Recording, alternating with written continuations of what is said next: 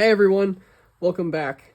Today I wanted to go over the Garmin 66sr as a land navigation tool and talk about my experience getting a GPS for the first time and what I learned from it. Some takeaways that I have from time spent using the Garmin 66sr. This is going to be less like a review. It's not going to be me going through all the features that you can find online, but rather giving you some information on the things that I found useful, what I learned about Garmin, the Garmin ecosystem of devices, how it all works, and getting a device from this company, and just some more tips. So thanks for watching. If you haven't already, please like, subscribe, check out more videos that I have based around this sort of stuff. So going ahead and getting into it, the reason I'm talking about the Garmin 66sr is because this particular GPS has become a little popular within the gun space, within the tactical rucking space.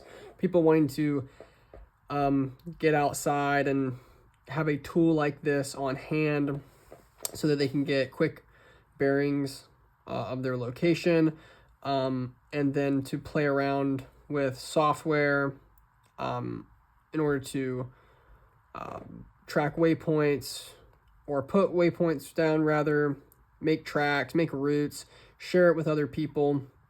And a GPS is a really great way to start doing something like that on a device. And there's so much information to get into. I'm going to try and cover in this video about all this sort of stuff. And I know for a lot of people, you may have seen pictures and videos of people with chest rigs and like they have GPSs in them. And that's really fantastic. I got this GPS because I knew I was going to use it. I've used it a lot. I've used it in the mountains, Western North Carolina, where I do most of my backpacking, camping, and hiking. And it served me great. I'm going to talk about a lot of the features that make this GPS a very enjoyable one. But I want to go ahead and say, if you're looking into getting a GPS, I think it's a really great tool that, if you're someone who wants to prepare, I think it's a great idea to have one. However, that being said, this GPS now I think is still around $500. It's an expensive piece of equipment, and there are certainly smaller ones, cheaper ones, ones that are, I guess, maybe have a little bit less capability, but still get the job of being a GPS done. And I will have to say, just consider, if you're not someone who's going to spend the time, can't spend the time, doesn't have the time to learn how to use a tool like this, to get outside with it, to actually use it, to actually train with it, and to hike and use it, the only way that I've become comfortable with this device is after using it for a long time. It's just one of those weird things that you can't really play around with it in the house. You can do some stuff on the computer, but what it really takes is getting outside in the field and using the tool and using the equipment and seeing how it works. And then you'll understand the context in which you'll need to use it in. And then from there, you can start building out plans and coordination tactics based off of how you can use your technology. That's just a long-winded way of me saying, you don't have to get a GPS. There are other ways to do land navigation. There are a lot more primitive ways to do it. And if you've got Google Maps and other mapping software, and you can print off maps and make scales and do that sort of stuff, it for a lot of people, if you're just trying to prepare and have like a map of where you live, there are easier things to do than getting a GPS. And that being said, for those of you who don't know, GPS is not a magical off-grid way to get your location and to give you directions and such. Obviously, it runs off of satellites, which is a part of a very sophisticated satellite infrastructure. The 66sr runs off of GPS, Galileo, GLONASS, and probably missing one. But it runs off of, I think it's a tri-band receiver, so it sees all all three types of satellites that are pretty much European, American, and Russian, and those GPS services. And what that means is that this GPS is supposed to have a more dependable connection that leads to more accurate readings. And so it's going to be really good for environments that are like a little bit strenuous on the GPS. For example, out here in the jungle in the east, in the summertime particularly, there is just a ton of foliage coverage, which does get in the way of some of your of your satellite signal. But you know, I'm also going up and down gorges and weird areas between rocks. And for things like that, it's nice to have a good signal. But the main reason that I got a GPS is because I wanted something that was kind of similar to a phone is what I was looking for in regards to the screen. I wanted a big, bright screen, and the 66sr has a really great screen. I know I've dropped this thing, and I don't think I've ever cracked it. So it's a pretty durable device. It's waterproof, sealed, all that stuff. Go ahead and pop this off.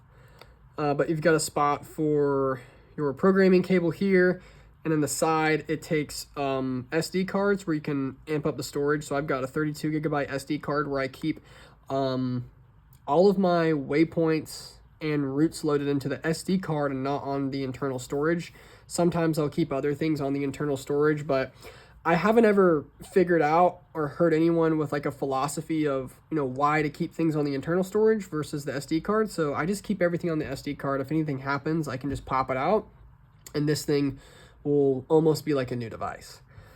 It connects to your phone through Bluetooth, and I'll demonstrate that or explain why that's helpful for a couple reasons.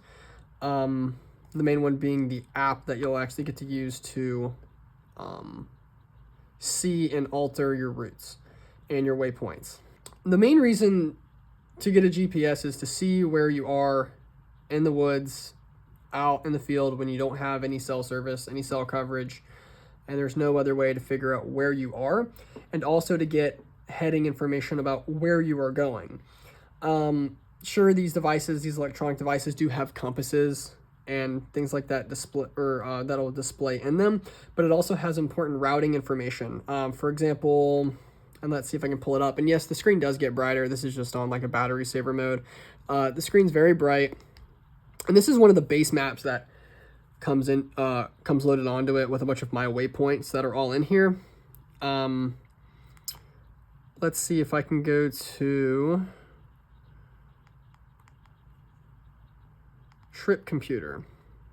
This being one of the more useful tools that I use on this device is actually just to get a brief calculation. As long as your activity is set right in this device, it will give you an estimation about how fast you're going based off of the satellite's reading, your distance to your next waypoint or point loaded into a track that you might have on this device, then your ETA to your destination, which is really useful whenever you're going on a trail or a hike for the first time ever, and you're trying to figure out, you know, you need to speed up, what time you're going to get there, and maybe what time you need to start heading back. And as you can see, there's the built-in compass here. We have a clock. This is a tool that I use a lot. I really enjoy that. I honestly don't use the compass too much on here, but as you can see, we're just kind of scrolling through some of the main settings of this device. You can scroll to the main menu through here. We have a elevation sensor here that will plot your elevation as you move.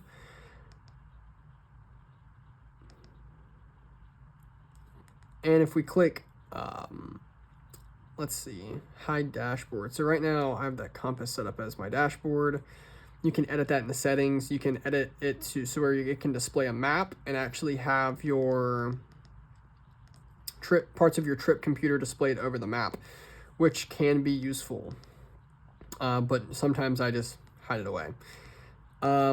Once you click menu first, You'll also have access to your map setup. I don't actually use this too much, but this, okay, so this is a yeah, I've actually not used this a lot at all, but this is a calculator that you can drag, and it will actually tell you a distance just right here on the map. That's actually very useful. I don't know why I've actually never used that. But if we go here to map setup, you're gonna have a couple different options. And if you go into configure maps on the 66sr, this is where you're going to have all of your maps loaded and where you're going to be able to find new maps that you download. Going ahead and like talking about maps and with Garmin devices, in my experience, it's a bit funky. I'll go ahead and show what I have on here. So this is a map that comes preloaded on there. This is preloaded. The public land map is preloaded, and those are like borders that it will give you, colored borders around where public land is. So you can just toggle that on and off. It doesn't affect the map. It's kind of like, you can think of it as like an overlay. Those are all preloaded. Europe maps, I had to purchase. I actually don't think that I had to. I think I could have gotten them for free elsewhere, but I'll get into that. And most other maps through Garmin you have to purchase, and they're quite expensive. That's something that was a real big turnoff. I guess I kind of underestimated that whenever I got this device, and thought that it would just be easier or cheaper to get really good maps and more maps by Garmin. But no, it's the case that once you have their devices, they want you to keep buying their maps. Even so, to where on the computer software that I'll show, you actually can't even display their maps, or at least I haven't figured out a way to display their maps on the computer software without having the device plugged in, which makes it a pain, because if I want to go in, program, and change things that I can then load back onto the GPS later, I can't, because I don't have trails and important objects marked. But I did kind of sort of work around it, which I'll show later. This is a downloaded map from a website that I'll link to, as is this, which is a good topographic map, which I have loaded onto the computer to kind of get around me not being able to see trails and topographic features. And lastly, this is a bird's eye view, which is simply Garmin's way of adding satellite imagery to their devices. It's called Bird's Eye View. It's a program that you have access to. I don't exactly know what kind of I don't know if it's like Google Maps or if it's just Garmin's own, but they're satellite maps. They're pretty good for what they are. Understand that if you don't know this already, satellite imagery is like a bunch of pictures. It takes up a lot of storage. And the more high res you make the satellite imagery, the more storage it's going to take up. So it's kind of smart to only have satellite imagery of stuff that you really need it for. You're not going to get a GPS like this and have a satellite picture of like an entire state, which I guess I kind of didn't think about that until after I got this and started using it, and understanding about the storage on a device like this, and the amount of space that things like waypoints and routes take up, and different file types. This GPS is the first experience I ever had with messing around with, I guess, like KMZ and KML and GPX files, which I think I'll get into more whenever we're talking about the computer software.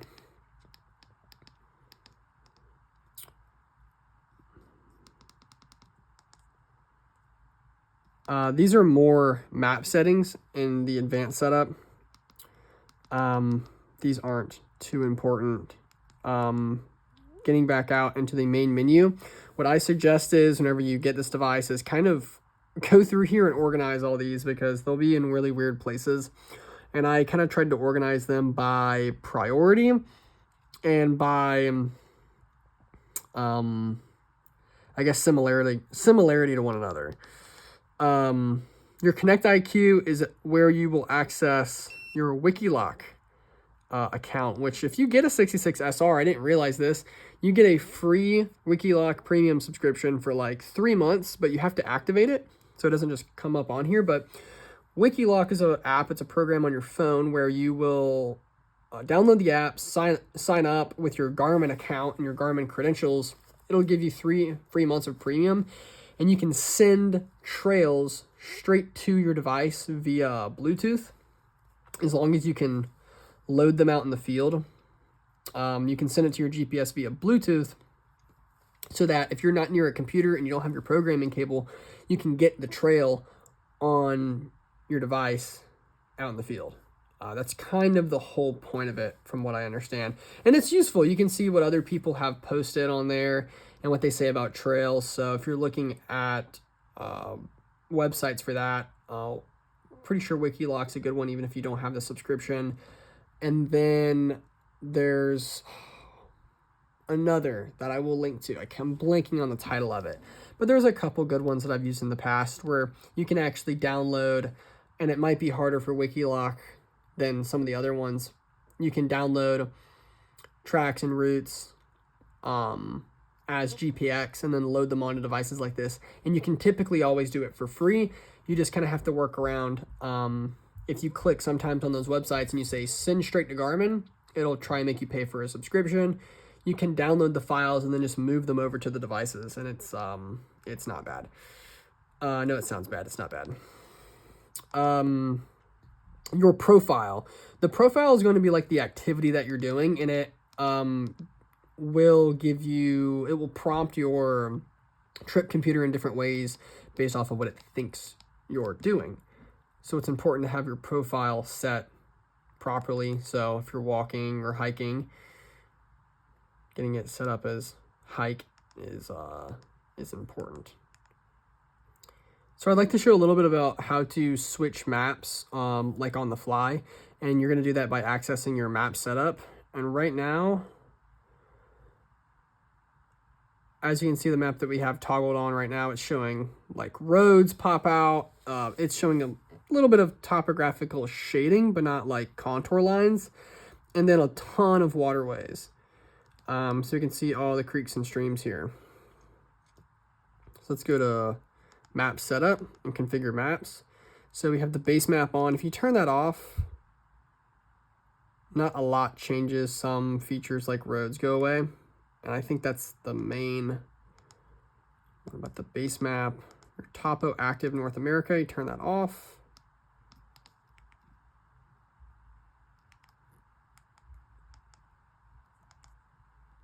I didn't even notice a difference. In your Garmin public land map, these are going to disappear, okay? So those little shaded areas that mark different types of public or private land, those go off. That's not going to show. That's not going to show. That's not going to show. That's not going to show. We're not in Europe. This is like a road map that I was messing with. And actually, while I'm on this, I'll go ahead and actually explain my biggest problem with the 66sr, which I guess I just didn't think about, but I know it's just Garmin being greedy. Garmin does not have a vehicle profile for this device. It does not have, and what I mean by that is that it has like ATV or dirt bike, I think even, or mountain bike. But if I set, if I want to go to the McDonald's down the street, and let's just say there's a park in between me and the McDonald's, but I want to drive there, it will route me through the trails through the park to get to McDonald's, instead of routing me on the road, which my car is going to drive on.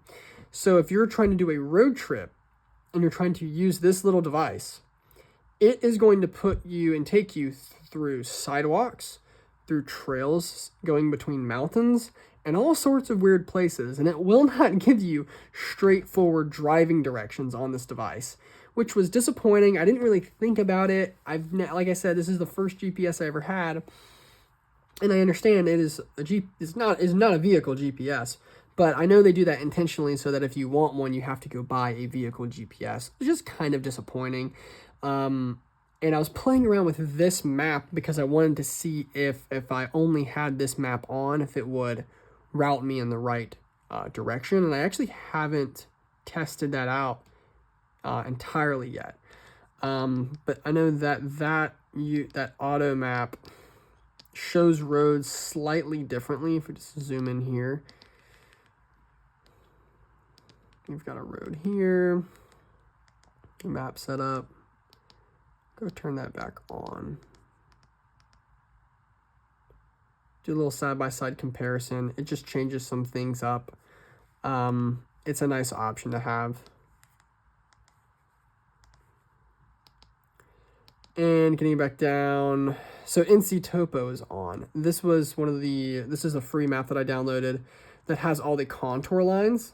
So as you can see, if I take that away, it just has topographical shading and not those handy contour lines, as well as it has a lot of other information on it that's very useful. I believe this Topo map even has waypoints already like preloaded into it. So when I turn it on, see now the peaks of these mountains show up. And this is for the entire state of North Carolina where I am at. 100% recommend this map if you're trying to start out and go ahead and get something on your device that's not from the factory. So actually, I think the GPS just went into night mode, and whenever it passes sunset, the clock changes it over to this nice dark LED display. It makes the whole map a little bit darker. But what I was wanting to show was that under map setup, if we go back to this topographical map, it has those waypoints preloaded, and see all that information just showed up. We have the peaks of mountains, their name, the height, I believe that's also embedded in the, in the name. Get the elevation, that's what I meant, the elevation of it. So let's go to the settings real quick and talk about a few things, which is going to be the first thing you're actually going to want to set up on this device is probably your recording controls. The reason being is, and you might be asking, like, what is your recording? The recording is going to track where you go. It's going to drop not waypoints, but it's going to plot points, and it's going to start making a track. Track is different than a route. A route has less points and is more like a turn-by-turn directional type of a way to navigate. So you can create routes or tracks on the computer software. You would probably use routes if you were planning a trip on a trail. Now a track, you can make tracks anywhere. It's a very customized type of routing way. And so you can record and make a track, or you can pretty much draw one out on the computer, and it will tell you if you're on or off the track is kind of what it will do. But if you go, so if you go to your setup after your menu, you go down here to recording. Right now I have it set up to, it's going to be auto. It's going to save recording data less often, because just for my activities, I just don't think it needs to be plotting that many points. Auto pause is turned off for the hiking profile, which means that if you turn auto pause on, you can set it to a certain speed. So if you fall below a certain speed, it turns off. So for example, if you were mountain biking or maybe skiing or snowboarding, you had this on you, if you fell below a certain speed, it knows to stop recording because you're not moving anymore. And sometimes it's a real pain to have to try and get this out and press pause if you're just stopping to get some water. And that way it doesn't mess up things like your average speed and just other data that it collects. Auto starts off, obviously the hiking or the activity type is set up to hiking right now. That's not too important. Trip recording. Okay, so I have trip recording set to during activity and not set to always. I believe that whenever you first get the device, it will just start recording always. I think you need to switch that. And then to where on my device, if I am at the map and I'm ready to press enter, I can press start recording. And that way it's just not collecting a bunch of nonsense and information I don't need on the device about things I didn't mean to record accidentally. And that one's kind of weird to figure out whenever I first got this thing. It was recording me all the time, every time I turned it on. And as we can see here in the main menu in the settings, we see the differences between the routes and how I have different routes saved as I have different tracks saved. There being a difference with how the device recognizes routes and tracks. All of your waypoints, which are pretty much just plotted GPX points that have, you know, your latitude, longitude. These are a bunch of amateur radio repeaters that I have all plugged into here, so I can actually kind of know where they are. It's a quick tip if you want really want to spend some time on this. You can try and do that. These are going to be where all your recorded activities are. To be information about your active route. Your proximity alerts are cool. Those are areas that if you get close to them, it will set off an alarm on the device that's relatively quiet. It lets you know that you're passing through a certain area. Those can be extremely helpful for certain things, and some trails that you can download automatically have them embedded into them. This is where you're going to go to download your bird's eye imagery. I think you need to be connected to, or I know you need to be connected to Wi-Fi to download it, or you can do it from the software on your computer with the programming cable. Active weather, you have to stream that from your phone, so I don't necessarily love using it that much. If I have my phone on me, I'm probably going to use the weather app. So you toggle your flashlights on the back of this, right? So much fun. And there's a bunch of different strobe modes. So I guess if you need that, it's there. And these are the tools that I almost never use. Honestly, that I all have at the bottom. So all my more useful tools are set up at the top here. But if you go to your setup, it's really good to also have these organized in a certain way where you know where your things are, because this is where you come in and configure things like your activities.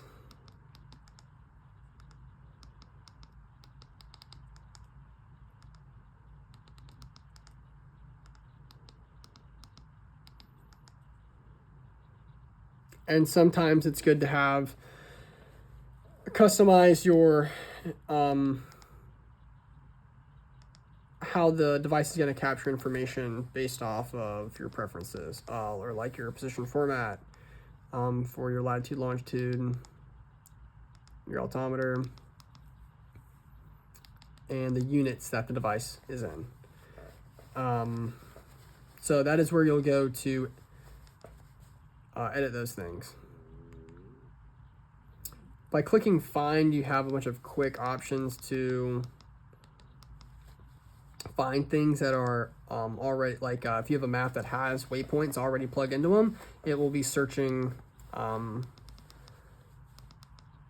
those, and it will give you the closest ones nearby as soon as it gets loading. Yeah.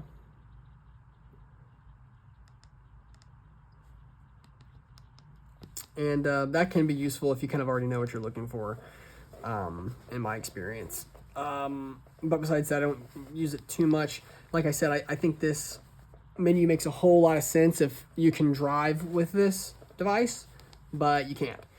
So it doesn't make as much sense as I would like it to. Yeah.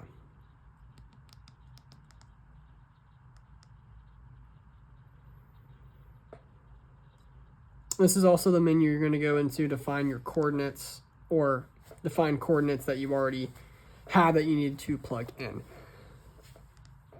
This is the part of the video where I wanted to get into the more esoteric wisdom of actually programming your Garmin device, your GPS 66sr, and making it a useful tool.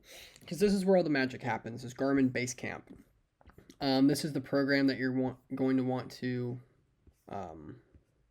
download and get in order to edit trails, your tracks, your routes, and your waypoints all on here. As you can see, I have quite the collection. I've been making all sorts of edits. Most of these points I've plotted like myself because I've been there and I've wanted to just remember the spot. And so I'll click the mark button on the 66sr and save it as a waypoint on here. And then other ones, pretty much all this is something that I figured out more recently. These are all from a KML file from the internet. All these trails I have not done, but these are all the trails and tracks to the Linville Gorge. So I'm pretty sure these are all in track. Yeah, these are all track formats. So this means that someone recorded on a GPS device, from what I understand. This is someone who actually walked this, trimmed it up, and made it into a KML file that you can using like Google Maps, or sorry, Google Earth. And so this is a route I know someone has been on before because it's a track and not a route. And most of these trails aren't actually marked on this map, as you can see. On whenever the 66sr is hooked up, it shows trails better. It has a like a North American trail map on the device, but like I said, when the device is not plugged up, you can't see those.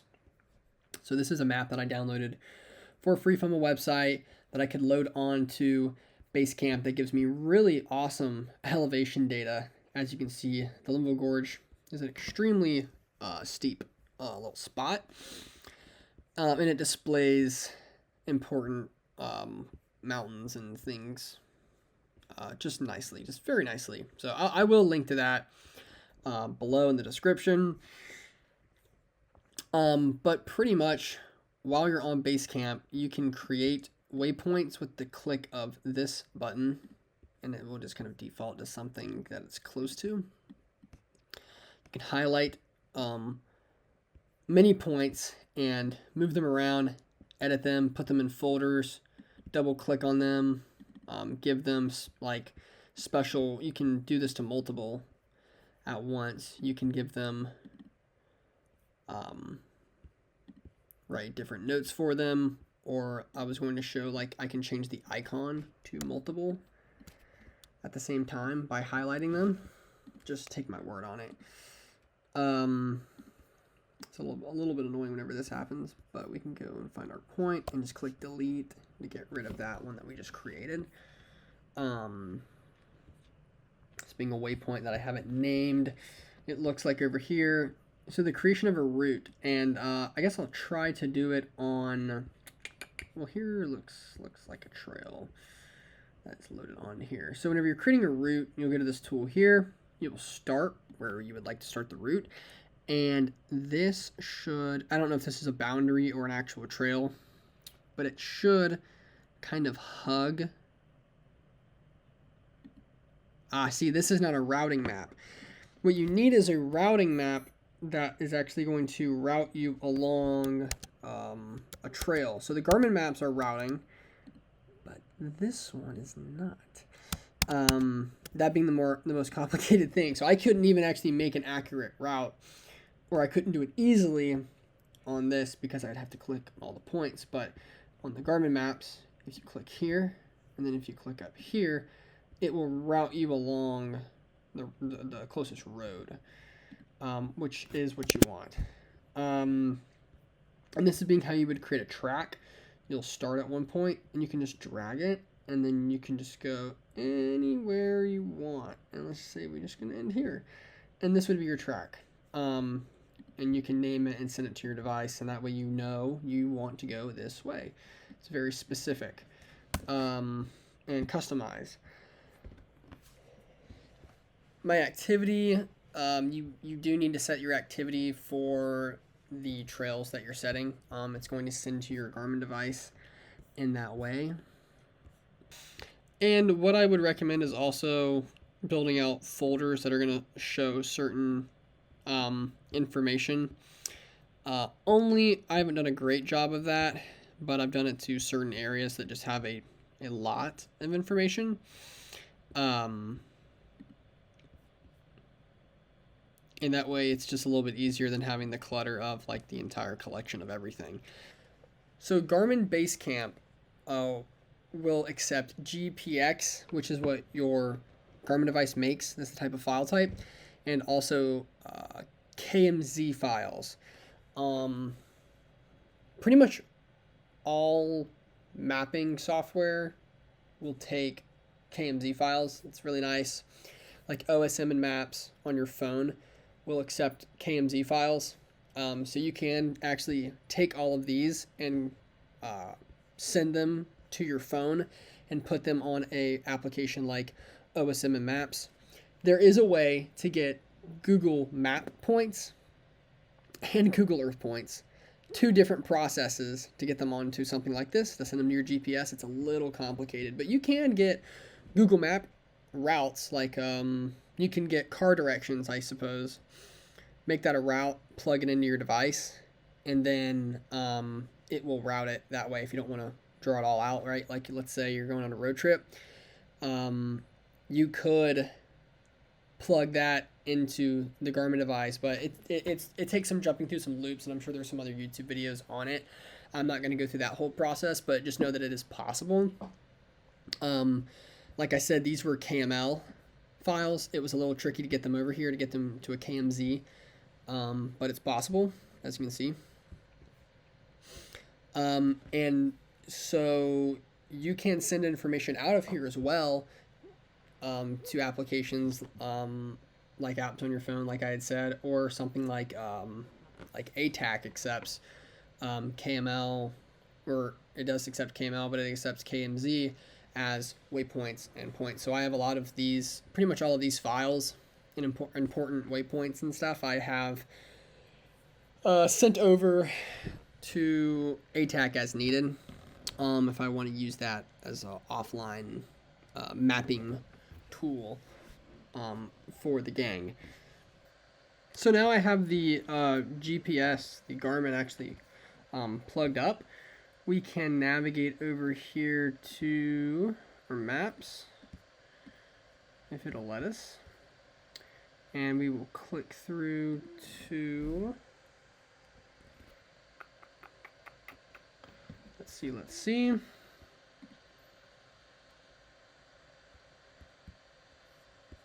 Yes, so the topo active will show routes and trails. So, and actually all of my, it's not showing my collection right now. Let's see, there it goes. So now we can see routes and waypoints that I have already placed, but we're just going to go somewhere on the Blue Ridge Parkway and find some trails. Okay, let's see. All right, this is easy enough. So if we wanted to create a route with a routable trail that is already marked on the GPS map, we're going to go to Flat Rock. I know we already have waypoints here. You can start at waypoints, or you can start anywhere. You want to do hiking, not snowboarding. Change that there, and you can really click anywhere. Just to show you, we'll just click on the road, and then we'll click right here. And if it doesn't have a stroke, it'll calculate the 2 points and give us a route. Ah, yeah, see, it had a stroke. Bad example, I suppose. We're gonna exit out and just start here. Be normal. Yep. And see, I just click and it's just going to hug this trail. And these are going to be like points. So like where I showed on the GPS and it said, so where I showed on the GPS and it said like distance till next, it will be talking about these points here. So you can make them meaningful, or you can make them not meaningful. Like you could make them, right, you can make them exactly, they're all going to be 160 feet apart from each other, right? So you can do that. So you could kind of pace yourself, and that way if you want to be that particular about it, but you can just start creating the route. And once you're done, you click out of it, and it'll be down here. Be pre-named. You can name it. You can change the color by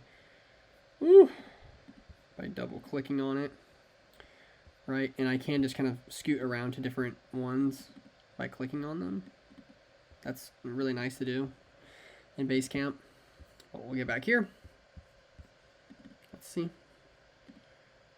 This is the information that it gives you about it, right? I can add my notes. It's not snowboarding. Wish I would stop doing that. It's gonna be hiking. It's gonna convert to a hiking trail. Yep. Change the color. Or you can just highlight it over here and delete it.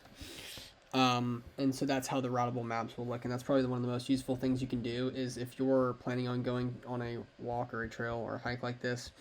Once you get out there, and let's just say you're here and you see yourself on the GPS, you can take your cursor on your GPS and click and say go to, and it will do the exact same thing I just showed. It will route you on the trails that are already on the map. But if